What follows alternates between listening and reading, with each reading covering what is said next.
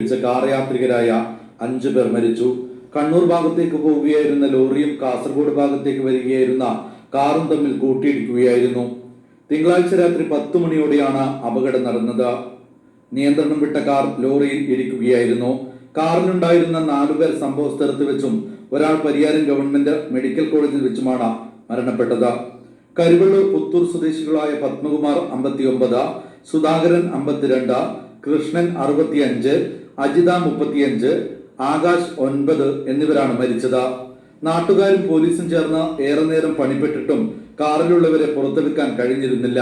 1 മണിക്കൂറിന് ശേഷം പയ്യന്നൂരിൽ നിന്ന് ഫയർഫോഴ്സ് സ്ഥലത്തെത്തി കാർ വെട്ടിപ്പൊളിച്ചാണ് കാറിലുണ്ടായവരെ പുറത്തെടുത്തത്. രാത്രി 10 മണിയോടുകൂടിയാണ് ഇത്തരത്തിലുള്ള അപകടം ഇവിടെ നടന്നത്. പഴയങ്ങാടി പോകുന്ന കാറും സ്വിഫ്റ്റ് കാറും കണ്ണൂർ ഭാഗത്തേക്ക് പോകുന്ന ഗ്യാസ് സിലിണ്ടർ കയറ്റി പോകുന്ന ലോറിയിൽ തമ്മിലാണ് കൂട്ടിയിടിച്ചത്. വലിയ അപകടമാണ് സംഭവിച്ചത്. കാറിൽ കുട്ടികളടക്കം 5 പേരുണ്ടായിരുന്ന മനസ്സിലാക്കുന്നത്. ഉടൻ തന്നെ രക്ഷാപ്രവർത്തനം നടത്തിയിട്ടുണ്ട്. നാട്ടുകാരെല്ലാം ഫയർഫോഴ്സും കൂടി ചേർന്ന് കണ്ണൂരിലാണ് കാറ് വെട്ടിപ്പൊളിച്ച് ആളുകളെ പുറത്തെടുക്കുകയും പരിയാരം മെഡിക്കൽ കോളേജിലേക്ക് മാറ്റുകയും ചെയ്തിട്ടുണ്ട്. മൃതദേഹം പരിയാരത്തെ കണ്ണൂർ ഗവൺമെന്റ് മെഡിക്കൽ കോളേജിലേക്ക് മാറ്റി. Nikesh Thavam, news bureau, Pazhayangadi.